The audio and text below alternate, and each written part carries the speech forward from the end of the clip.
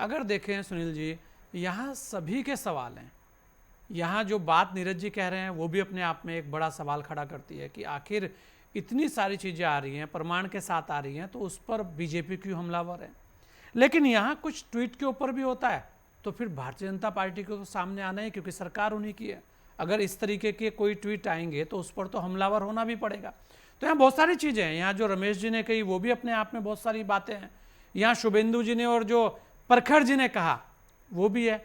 यहाँ पर मैं फिर कह रहा हूँ कि यहाँ पर विद्रोह मत के द्वारा है या विद्रोह सड़क के द्वारा होना चाहिए, इस पर भी बहस है। बहस सब चीज़ों पे है जी। देखो संजय जी, बड़ा गहराई से और बड़ा माइक्रो लेवल पर जाकर के कल की प्रेस कॉन्फ्रेंस को देखना पड़ेगा। जो राहुल गांधी जी ने कहा कि सब सीबीसीआईडी ने 18 लेटर दिए, क्या लेटर की कॉपी दी क्या?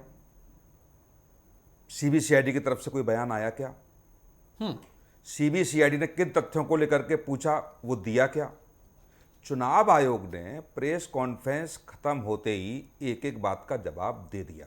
कैसे जवाब दिया जाएगा? कोहली साहब को जवाब देना चाहिए। कैसे जवाब दिया जाएगा? आरोप निराधार हैं, 2023 का प्रकरण है, चुनाव आयोग की तरफ से भी एफआईआर है। एफआईआर किस बात को लेकर के है, राहुल गांधी ने बताई क्या? आप ये बताइए, सीबीसीआईडी जांच कर रही है तो सीबीसीआईडी की जांच पहुंची कहां तक? सब कुछ चुनाव आयोग से सीबीसीआईडी पूछेगी क्या? किसने सॉफ्टवेयर का यूज किया? कौन लोग वो थे? पकड़े गए थे क्या? सॉफ्टवेयर वाला पकड़ा गया क्या? कोई व्यक्ति पकड़ा गया क्या? कहां से उपयोग हुआ, पकड़ा गया क्या? वहां से यूज नहीं हुआ है, दूसरे प्रदेश से हुआ। कहां से सीबीसीआईडी ने उठाया? किसी राज्य से सहयोग मांगा वहां की सीबीसीआईडी ने? क्या उत्तर प्रदेश से है, पश्चिम बंगाल से है, राजस्थान से है? जिस प्रदेश की धरती का उपयोग उस सॉफ्टवेयर के माध्यम से किया गया हो, क्या सीबीसीआईडी ने उन सरकारों से भी सहयोग मांगा क्या? ये सब ऐसा लग रहा है कि जैसे कुछ हवाई बातें हो रही हैं सारी। और चुनाव आयोग कैसे कैसे लेगा? चुनाव आयोग की टेबल पे है क्या? आपने प्रेस कॉन्फ्रेंस की, यहां बड़ा सा बंडल रख लिया और वो पीछे से दिखा दिया। अब बंडल को लेकर के जाइए ना, चुनाव आयोग के दफ्तर जाइए। चुनाव आयोग आपसे लेने आएगा क्या? जो आपने प्रेस कॉन्फ्रेंस करके किया या जो सोशल मीडिया पे आया, सोशल मीडिया पर जवाब दे दिया। चुनाव आयोग के जहां बिना शिकायत किए हुए, बिना उनके दफ्तर जाए हुए, और आप विपक्ष के नेता के नाते इस देश में विद्रोह फैलाना चाहते हैं। आप हर चीज की कहने का तरीका, किस टेबल पर कही जाएगी, किससे कही जाएगी, आपने उठाया स्पीकर और मीडिया वालों को बुलाया और कह दिया। ठीक है, कहिए आप, लेकिन आप एक प्रतिनिधिमंडल चुनाव आयोग के दफ्तर इन सबूतों को लेकर के भेजते और रिसीव करा के आते कि ये हमारी शिकायत है क्रमबद्ध तरीके से। क्या सीबीसीआईडी ने ऊपर से सहयोग मांगा क्या? पीएमओ को लिखा, गृह मंत्री को लिखा कि साहब चुनाव आयोग हमको जो तथ्य हम मांग रहे हैं वो तथ्य चुनाव आयोग हमको उपलब्ध नहीं करा रहा है। ये सब ऐसे सवाल हैं कि यदि आप गोस्वामी जी देखोगे तो मुझे कुछ नहीं दिखता उसमें। निश्चित तौर से जिस सॉफ्टवेयर का पहले तो कह दिया कि ऑनलाइन डिलीट हो ही नहीं सकता, चुनाव आयोग ने प्रथम दृष्टा तो ये कह दिया, लेकिन फिर भी किसी सॉफ्टवेयर का उपयोग हुआ जिन मोबाइल नंबर पर ओटीपी 6,500 लोग बताए जा रहे हैं, 24 लोगों ने बयान दिए हैं सीबीसीआईडी में आकर के। आप 6,000 से ऊपर का कह रहे हैं, और वो 24 लोग कौन है? दूसरा, वोट चोरी कैसे हो सकता है? मैं मान ही नहीं सकता। जब 30 से 45 दिन का समय चुनाव आयोग हर राज्य में, चाहे लोकसभा का चुनाव हो चाहे विधानसभा का चुनाव हो, ये देता है, किसी का नाम गलत जुड़ गया है तो वो बताए, या किसी का नाम कट गया है तो वो बताए, फॉर्म नंबर 7 भरा जाता है।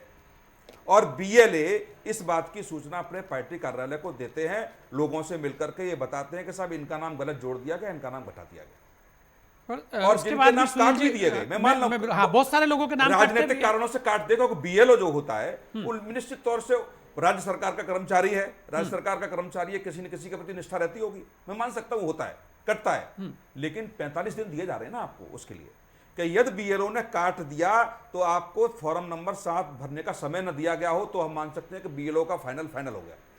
और दूसरा, फिर भी बच गया, आपके बीएलए ने शिकायत नहीं किया, बूथ लेवल एजेंट्स ने शिकायत नहीं की, मान भी लिया जाए, तो वो कैसे मान लिया जाएगा वोट कांग्रेस का है, भारतीय जनता पार्टी का है, सपा का है, बसपा का है, किसका है वोट? ये कैसे निश्चित हो जाएगा कि वोट है किसका? तो ये सब मुझे लगता है नेता प्रतिपक्ष होने के नाते बड़ा पद है। गंभीरता पूर्वक जब जो आरोप लगाए जा रहे हैं, और किसको छोड़ा? सीबीसीआईडी को आपने नहीं छोड़ा, ईडी को आपने नहीं छोड़ा, चुनाव आयोग को आपने नहीं छोड़ा, सुप्रीम कोर्ट को आपने नहीं छोड़ा। तो इसका मतलब जो संवैधानिक ढांचा बना है वो सब ध्वस्त हो गया है। और आप ही जब प्रधानमंत्री इस देश के होंगे तभी इस संवैधानिक ढांचे को सही कर सकते हैं। और इस देश में किसी भी नेता में ताकत नहीं है। राहुल गांधी में ही ताकत है कि कांग्रेस की सरकार आएगी तो इस देश में सब कुछ सही हो जाएगा, वैसे सही नहीं होगा। प्रखर जी बोलिए। जब पत्रकार ने पूछा कि आप सुप्रीम कोर्ट जाइए, और निश्चित तौर से हर कोई व्यक्ति है, कई बार ऐसा नहीं कि पार्टियां सुप्रीम कोर्ट नहीं गई, अभी एसआईआर कार्यक्रम को लेकर सुप्रीम कोर्ट गई, अभी जो बिल पास सरकार ने किया उसको लेकर के सुप्रीम कोर्ट गई। आप माननीय उच्चतम न्यायालय जाइए, और एसआईआर कार्यक्रम की लगातार सुनवाई के दौरान इन्हीं तथ्यों को, तो एसआईआर कार्यक्रम था ना, यदि वोट काटे गए तो आपने ये तथ्य सुप्रीम कोर्ट में क्यों नहीं रखे? आप कहते हैं कर्नाटक का एग्जाम्पल है, ये महाराष्ट्र का एग्जाम्पल है, इसलिए बिहार में हमको दिक्कत हो रही है। एग्जाम्पल के तौर से आप दे सकते थे, केवल आप प्रेस कॉन्फ्रेंस करके। बोल तो आप ऐसे रहे, सुप्रीम कोर्ट ने राहत दे दी है क्या?